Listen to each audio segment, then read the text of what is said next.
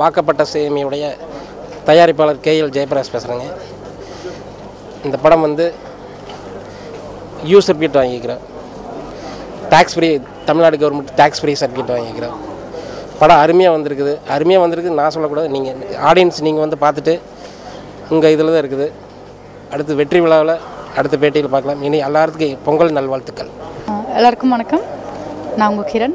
என்னை ஏற்கனவே நீங்கள் நேசம் நேசப்படுத்தியில் பார்த்துருப்பீங்க. வாக்கப்பட்ட சீமை இது என்னோடய ஃபர்ஸ்ட் ஃபிலிம். ஹீரோயின் அதில் தான் இன்ட்ரொடக்ஷன் ஆனேன். இந்த படத்தில் என்னோடய கேரக்டர் நேம் பார்த்திங்கன்னா ராசாத்தி. கேரக்டர் நாட்டியான ஒரு கேரக்டர், பப்ளியான ஒரு கேரக்டர், அப்படி ஒரு கேரக்டர். ஃபுல்லாக பாவாடை தாவணி, பாவாடை சட்டை, அந்த மாதிரி தான் காஸ்டியூம்ஸ். எனக்கு இந்த கேரக்டர் கொடுத்த பந்தா பனியன் சாருக்கு ரொம்ப தேங்க்ஸ். அவர் தான் வந்து எம்எல் நம்பிக்கை வச்சு எனக்கு இந்த கேரக்டர் கொடுத்தாரு. கேமராமேன் சார் பார்த்திங்கன்னா பகவதி சார், அவருக்கும் நான் ரொம்ப தேங்க்ஸ் சொல்லிக்கிறேன். ஒரு விஷயம் வந்து சொல்லி கொடுத்தாரு. எனக்கு ரொம்ப ரொம்ப சப்போர்ட் பண்ணது பார்த்திங்கன்னா கோ டைரக்டர் சார் தான். அவர் தான் வந்து ஒவ்வொரு தடையும் சப்போர்ட் பண்ணிட்டு போவார். கிரண் எதுக்கும் பயப்படாத, இது நல்லா பண்ணு, இப்படி பண்ணால் நல்லாயிருக்கும், இப்படி பண்ணால் நல்லாயிருக்கும், டைலாக்ஸ்லாம் இப்படி பேசு அப்படின்னு மாடலிங்லாம் சொல்லி கொடுத்தாரு. ஸோ அவருக்கு தான் ரொம்ப தேங்க்ஸ் சொல்லிக்கணும். ஹீரோ சார் நல்லா பண்ணார், நல்ல கேரக்டர். அதே மாதிரி என் கூட பண்ண கோ ஆர்டிஸ்ட் எல்லோரும் பார்த்திங்கன்னா எனக்கு ரொம்ப சப்போர்ட் பண்ணியிருந்தாங்க.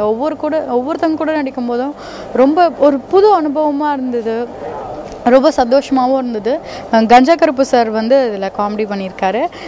நல்ல சூப்பராக காமெடி பண்ணுவார், சொல்லவே தேவையில்ல, சூப்பராக காமெடி பண்ணியிருந்தார். அவர் கூட இருந்ததே வந்து சுத்தமாக தெரியல, நல்லா பேசுவார். அவர் கூட இருந்ததே சூப்பராக இருக்கும். அவர் கூட பண்ணது எனக்கு ஒரு பெரிய அனுபவமாக இருக்குது. ஸோ எல்லோரும் வந்து படத்தை தேட்டரில் போய் பாருங்கள். தேங்க்ஸ். என் பேர் பந்தா பாண்டியன். வாக்கப்பட்ட சீமை என்ற திரைப்படத்தின் இயக்குனர். கதை, திரைக்கதை, வசனம், பாடல், இசை, இயக்கம் எல்லாம் நானே பண்ணியிருக்கேன். புதுமுக ஹீரோ, ஆனால் புதுமுக ஹீரோ மாதிரி தெரியாது. நம்ம பிரமாதமாக 10 படம் பண்ண ஹீரோ மாதிரி நடிச்சிருப்பாப்புல. அந்த ஹீரோனி பொண்ணு ரொம்ப ரொம்ப பிரமாதமாக நடிச்சிருக்கேன். அது வானதின்னு ஒரு பொண்ணை வந்து பெங்களூர்லேருந்து கொண்டாந்து அறிமுகம் பண்ணான். ரொம்ப பிரமாதமான அம்மா கேரக்டர், பிரமாதமாக பிச்சு எடுத்துருச்சு. பெரிய அவார்டு கிடைக்கிற மாதிரி நடிச்சிருக்கு. ரெண்டாவது இதில் கோட்டைக்குமார்னு ஒருத்தர் வந்து இது மாமதுரை கடை ப்ரொடியூசரு, மாமதுரை படத்தை எடுத்த ப்ரொடியூசரு கோட்டைக்குமார். அவர் இது வரைக்கும் 10 படத்துக்கு மேலே நடிச்சிருக்காரு. ஆனால் இருந்தாலும் இந்த படத்தில் மாதிரி அவருக்கு யாரும் சான்ஸ் கொடுத்ததில்ல.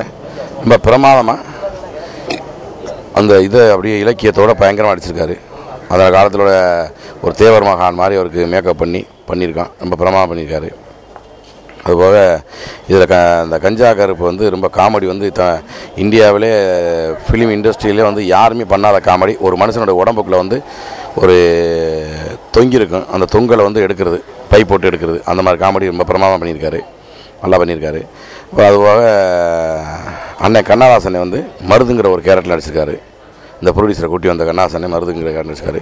ப்ரொடியூசர் வந்து கிடைச்சது எனக்கு பெரிய ஒரு நமக்கு புண்ணியம். அருமையான மனுஷன். எங்கள் வீட்டுக்கு ஒரு நாள் விருந்தாடியாக வந்தார் சும்மா யதார்த்தமாக. அப்போ கதையை சொல்ல சொன்னார். கண்ணதாசனை கூப்பிட்டு வரும்போது கதையை சொன்ன உடனே கேட்டு, ஏன்னா நானே இந்த படத்தை எடுத்துக்கிறேன் அப்படின்னு போனார். சும்மா விளையாட்டு சொல்லிட்டு போவாருக்கு. நான் நினச்சது இருந்தால் 10 நாளில் 1,20,00,000 பணத்தோடு வந்துட்டாங்க. என்னப்பா பணத்தோடு வந்துட்டாங்க. சரி என்னையா அப்படின்னு கேட்டேன்.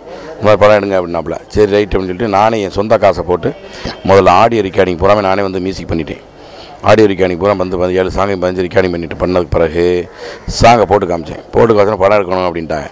சரி படம் எடுக்கணும்னு சொன்னோடனே உடனே வந்து கேமராமேன் பாலாவை வந்து கூப்பிட்டேன்.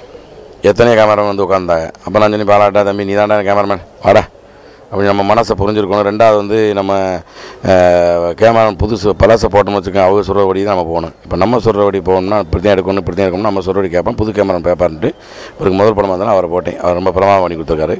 படம் வந்து மிகப்பெரிய வெற்றியாக வந்திருக்கு. இதுக்கு வந்து கவர்மெண்ட்டில் வந்து யூ சர்டிஃபிகேட் கிடச்சிருக்கு, டேக்ஸி ஃப்ரீ கிடச்சிருக்கு. அப்போ கண்டிப்பாக நேஷனல் அவார்டு 100க்கு 100 அவார்டு கிடைக்கும்னு எனக்கு நம்பிக்கை இருக்குது. கிழக்கு சீமை 1992 கிழக்கு சீமை வந்ததை விட இப்போ இந்த வாக்கப்பட்ட சீமை மிகப்பெரிய வெற்றியை தரும்னு நம்பிக்கை இருக்குது எனக்கு இருக்குது. அந்த அளவுக்கு மண்ணோடு கலந்த மண் வாசனையாக அந்த படம் வந்திருக்கு. எல்லோரும் பார்க்கணும். 400 ஆண்டுகளுக்கு முன்னாடி அந்த உண்மை வரலாற்று கதையை நாங்கள் திரைப்படமாக எடுத்திருக்கோம். இந்த திரைப்படத்தை வந்து கண்டிப்பாக வந்து 100க்கு 100 ஜெயிக்குங்கிற நம்பிக்கை எங்களுக்கு இருக்குது. பாட்டு எல்லாமே வந்து அன்னக்கிளி படத்தில் இளையராஜா முத எப்படி வந்தாரோ அதே மாதிரி பாட்டு பூரா பிரமாதம் இருக்குது. கோயிலன்னா கோயில் அது நீதான் கோயில், இந்த மாதிரி ஒரு பாட்டு.